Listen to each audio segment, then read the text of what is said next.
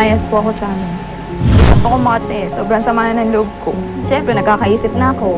Parang tingin ko, na-abuse naman ako.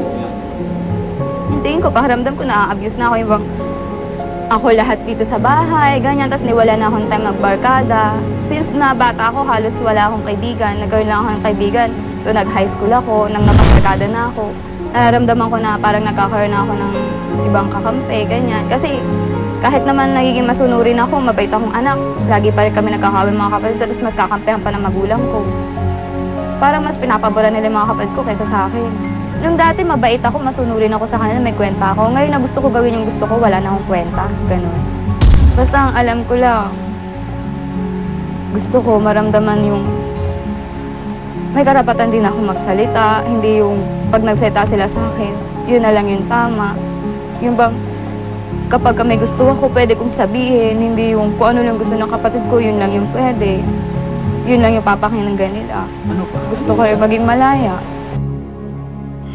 Ano na lang ang hinagpis ni Christine Rocha sa kanyang mga magulang, lalo na sa kanyang ina na si Mayet? Bakit kaya pakiramdam ni Christine, aping-api siya ng pamilya niya? At bakit kaya nasabi ni Christine na gusto niyang maging malaya? Si Mayet, ang kanyang ina, ano naman kaya ang masasabi dito? Kasi nga, lalo yung mga kabataan ngayon, iba yung mga utak. Sabi ko, anong klase ka mo anak? Sabi ko, sinilang kita sa mundo, tapos ganyan gagawin mo sa akin. Sabi niya, pinalaga kita, pinalaki, pinag-aral, ganyan gagawin mo sa akin. Sabi ko ganyan sa kanya. Di, siyempre, napagkasampal ko sa bunutan ko. Di, lumabas siya, kumukara siya ng gamit, babasagin. Sabi ko, anong gusto mong gawin dyan? Babasagin mo, para ako binasag mo. Sabi ko, ang gusto mo ko sa stansik mo. Sabi ko, kumuha ka na kutsilyo, patayin mo ako para matapos problema mo sa akin. Sabi ko ganyan sa kanya. Umiiyak na lang, tapos biglang lalayas. Mabunga nga daw po ako. Eh, hindi ko naman siya mabunga kundi siya nagwagawa ng palso eh. Mali yung mga pinagagawa niya, saka para sa kanya rin yung sinasabi namin. Hindi man para sa amin. Sabi ko, hindi kita pinagagalitan, pinangangaralan kita ng tama mong gawin. Makinig ka, sabi ko sa aming magulang mo. Wala naman akong dapat pakinggan sa inyo, mali naman tinuturo niyo sa akin. Sabi ba ganyan? Maisip na ako, matandaan ako, alam ko na ginagawa ko, sabi ba naman ganyan. Di, ano pa sasabihin niyo? Matanda na raw siya, alam niya na ginagawa niya, maisip na raw siya eh. Sabi ko nga sa kanya, mas magaling pa sabi ko nung bata pa, pinatay na kita eh. Sabi ko nga, hindi na kita binuhay eh. Kasi hirap na rin po ako. Magandang gabi po. Ako po si Jolina Magdangal Escueta. At ito ang Personalan, Unang Hakbang. Ayan, mabuti pa, tawagin na natin ang dalawang pangunahing tauhan sa tampok na kwento ng buhay ngayong gabi. Ang anak na naghuhumiyaw ng kaliyaan. Siya si Christine Rocha. Hello, Christine. Hello. At ang ina na nanggigigil sa pagkaswail ng kanyang panganay, Mayet Rocha. Hello. Opo. Simulan na natin ang mga issues ninyo. Etong unang tanong. Sa'yo ko natatanong, Mayet. Ang lagi mong sinasabi, siya ay swail. Bakit mo sinabi yun? Kasi po, hindi nakikinig sa pangaral namin. Tapos po, pag pinapangaralan namin, aalis siya. Minsan, pag sabi ko, mag-usap tayo ng maayos, sisigawan niya na ako, aalis na siya. Sinisigawan mo ba si nanay mo? Nangunguna po siya, sinisigawan po ko lagi ni mama. Eh, sinisigawan niyo daw po pala siya palagi. At Hindi naman kayo po lahat pong ng oras. nauna. Hindi naman po lahat ng oras. Ano pa po yung mga ginagawa niya na tingin niyo swail siya? Yung nga, pag sagot-sagot niya sa akin, minsan tiyatawag niya pa mama kasi ko, minura mo pa ako, tinawag mo rin akong mama, mamurahin mo rin lang pala ako. Dapat hindi mo na ako tinawag na mama, sabi ko. Minura po kayo sa harapan ninyo? Opo. Minura mo ba ang... Expression lang po yun kasi po lagi po siyang ganun sa akin. Pero paano expression na may Yung mo? para lang po may masabi lang ako. Yun ang excuse mo sa pagmumura sa kanya. Tapos, anong ginagawa niyo pagka gano'n? Minumura niyo na lang din. Hindi po, minsan po, nasasampal ko naman siya, minsan parang gusto niya lumabas sa akin, minsan pag hinawa ko siya sa buhok, gaganon-ganon siya, tapos minsan sasampal ko sa ganito. Kasi po, sobrang nasa manalo po sa kanya, siyempre, sugot na sagot sa akin. Sabi niya, ako na lagi nakikita niyo, ba't yung mga kapatid ko di niyo nakikita, ako na lang lagi. Sabi ko, ginagawa niyo akong katulong dito sa baya, sabi niya ganyan sa amin. Sabi ko, natural kikilot ka kasi panganay ka. Teka, bakit mo nasabi na ginagawa kang katulong? Ako lang po kasi yung kumikilo sa bahay madalas. Tapos yung mga kapatid ko po kahit po malalaki na, hindi niya pinapakilos. Totoo po ba yun? Hindi po yung sumunod po kasi sa kanya, sakitin. Hapuin po siyang lumaki. Kaya lagi pong masama pakiramdam, kaya siya po nauutusan. Pero, yun naman pala eh. Meron naman alam mo ba na merong karamdaman yung... Magaling naman na po, hindi naman na po siguro yun. Simula pagkabata hanggang paglaki, laging ganun. Oh, di hindi nyo na, baka hindi nyo na nauutusan yung isang kapatid. Kaya ganun. Nauutusan ko naman po. Kaya lang, hindi lang talaga siya palasagot, tahimik lang talaga siya. So ano pa po Sip-sip kasi yun eh. Oh, naku, may sip-sip pala na kapatid. Naku, mahirap po ata. May sip-sip po ba na kapatid? Meron Ewan mo ko bang po. sip-sip?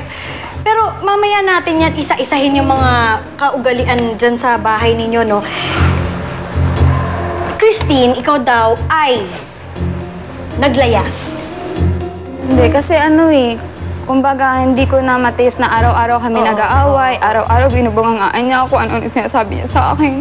Kasi mga kapatid ko, lagi ko rin naman kaaway, kaya ayoko na, umalis ako. But ano ba mga sinasabi sa'yo? Na Wala. hindi mo kinayat umalis ka? Kung ano yung paulit-ulit na sinasabi niya sa akin kasi wala daw ang kwenta. Wala na nga ang kwenta sa bahay, wala pa rin daw ang kwenta sa mga kapatid ko, ganyan. Kasi yung kaaway ko lang, kaaway ko rin daw lagi mga kapatid ko.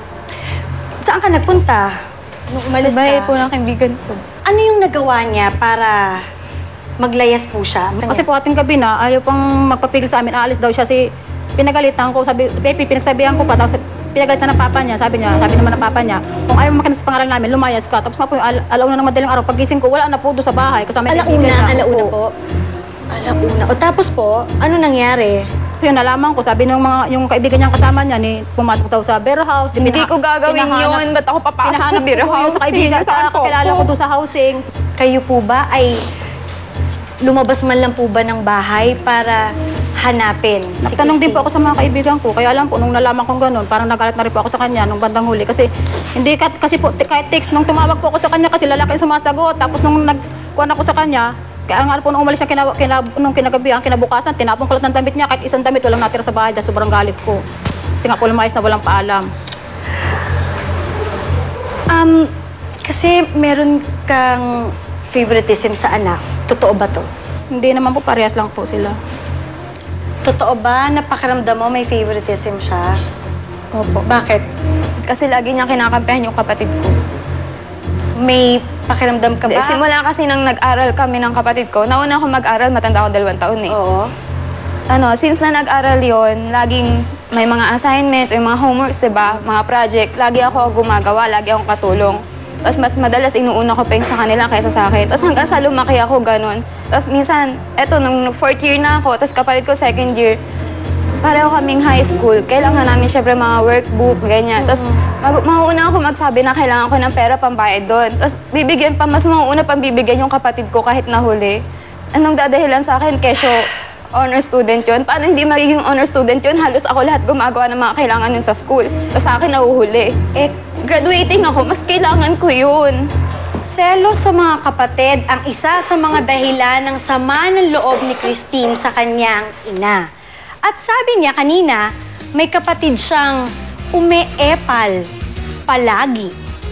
Ay nako, kapag pinapagalitan daw siya, etong si Jessie Bell ay umeepal at makakasama natin siya sa pagbabalik ng personalan. Ng mga kwento, mga pangyayaring hindi inimbento. Dahil po sa masama po yung naging resulta ng pag-alis-alis po niya, pati po ako pinagbabawalan na po ako ni mamang umalis ng bahay. Na parang si ganito, ang sabi daw ay ganyan na nadinig ni ganito. Subukan mo munang pakinggan. Kilala mo ba si Christina? Alin siya? Kilala ko nagpupunta sa bahay yan eh. Yung kumari niya nga yan eh. Kita ni